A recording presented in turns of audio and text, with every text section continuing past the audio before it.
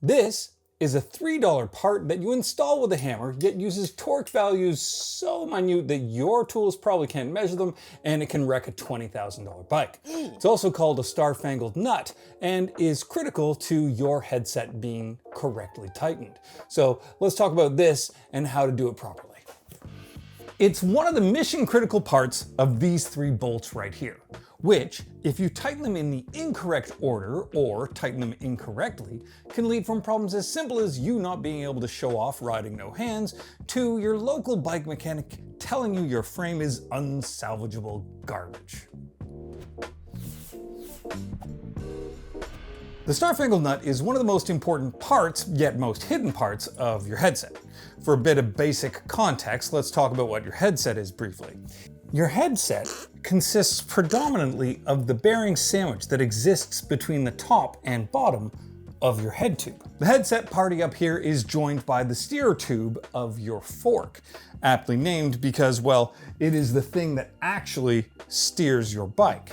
You've also got your stem, which connects your steer tube to your handlebar and provides you with one of the few senses of control in your life. And it's just 3 puny bolts that allow your bike to steer and keep your front end attached. 2 that go this way and 1 that goes this way.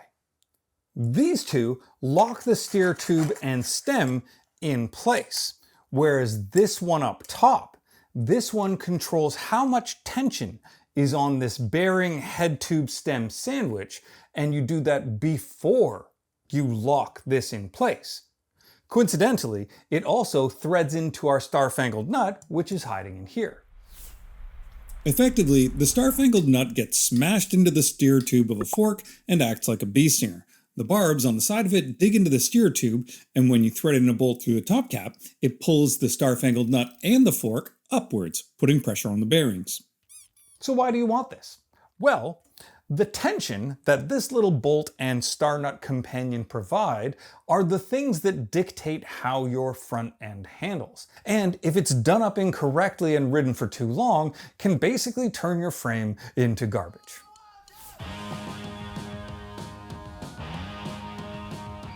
If you do this bolt too tight, the first thing you're going to notice is that your steering feels kind of sticky or notchy. Kind of like it wants to steer in increments rather than rotate freely. And an easy test for this is to just ride with no hands. This is assuming that riding no hands is something you could do beforehand. No hand before. Before no hand. Whatever. And you'll feel the bike pull to one way or the other real hard instead of being controlled by forward momentum and your body weight.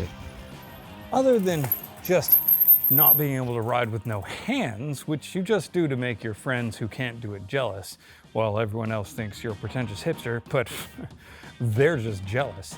Having this bolt too tight is a problem for your actual hardware. Riding with your headset too tight puts tension on your bearings and seals that will wear them out fast. And if you're rocking some vintage open style bearings, they're just gonna wear little grooves in the cups that they sit in. All of that leads to your front end being wrecked and your steering feeling like crap.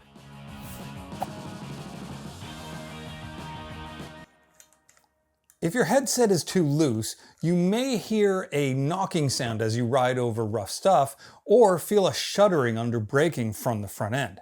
This is the danger zone and not to be messed with. Also, this is the tetanus trainer. Name in progress. It's for another project, but the reason it's here instead of the green Santa Cruz that was here previously is because I couldn't get the FSA Pig Deep Cup headset that is on that old school bike to misbehave the way that I wanted to demonstrate what the hell I'm talking about here. So, onwards.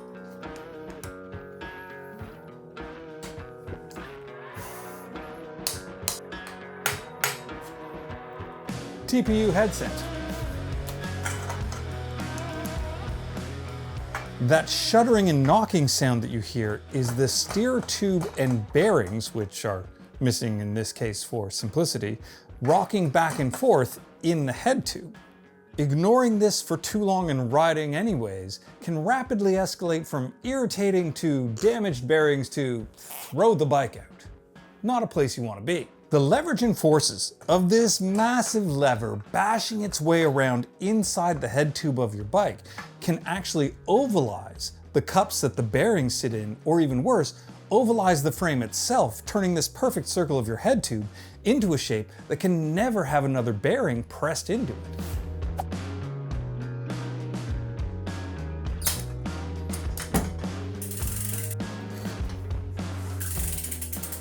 To check for the dangerous loose headset is actually pretty simple. You're gonna take one hand and apply your front brake fully, then you're gonna take a finger and thumb on the other hand and put them gently around the seam of the two cups of the upper part of your headset. Then, while holding the brake on, you're going to gently rock the bike back and forth and feel for any play or motion in between those two cups. Spot the continuity error! Sometimes test one doesn't give you a clear answer and you have a little bit of doubt. That can often be because the brakes, the hub, the axle have their own little foibles which can mimic a loose headset.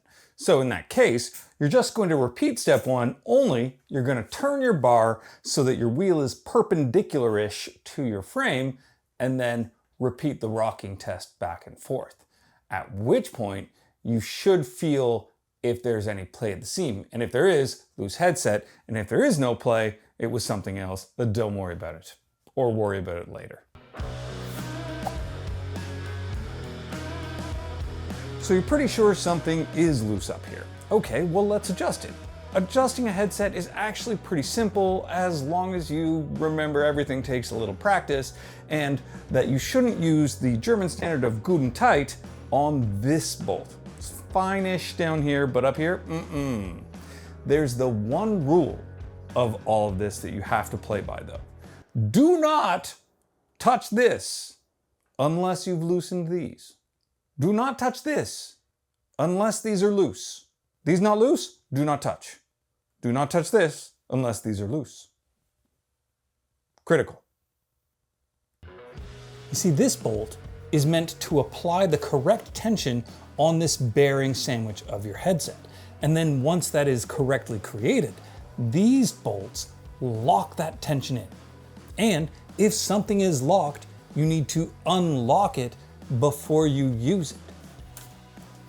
Reason for that is because if you try to tighten this while this is locked, it's just going to reef on that star nut and possibly pull it apart, subsequently ruining your entire ability to ever adjust anything here.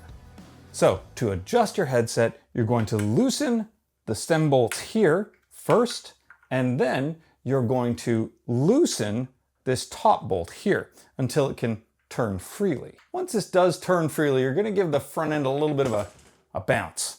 Then you're going to snug this bolt up, and right at the point where you can feel tension building, give the bolt another 1/16 to an 1/8 of a turn. Not much, no more than 1/4. And then give a little bit of a rock back and forth test. See if there's any play. If there is, keep tightening just a little bit at a time. Chef's kiss. The actual tension that these bolts require on average is about 1 to 2 Newton meters, so not an amount that is measurable by most people's toolkits. It kind of requires a thoughtful and gentle touch. If you're having any trouble, reach out to any clitoris owners in your life for input or help finding it in the first place. Once you think you've got it sorted, just repeat our little shaky test here and see if there's any play. If there is no play, just make sure your stem is straight and tighten it up to the appropriate Newton meter values, or use the German standard of good and tight on these bolts. I'm not responsible for your warranty. At this point, we're on to our final test, which is to lift the front end of the bike up and gently turn the bar back and forth, feeling if there's any notches or grinding or resistance. If there is, no problem, just loosen everything off, give the bike a few bounces, and then start over again. Remember, everything takes practice. And if you'd like to learn more about the actual install process for a star-fangled nut, and the tool that I made to do so, just throw a comment down below and let me know. I'll make a short about it or something like that. If you found the video helpful, the best thing you can do is actually share it with some of the junior mechanics out there, because these are tricks of the trade that you learn over time, and the faster they get better, the sooner the work they do get better. Anyways, also continuity error, I had to reshoot a bunch of stuff because solo production, audio problems, and focus issues, and I realized that I forgot to put my glasses back on. And it's recycling day outside the back of the garage, so there's a bunch of clinking and stuff going on. So I'm not doing this a third time. Like and subscribe. Thanks for being here.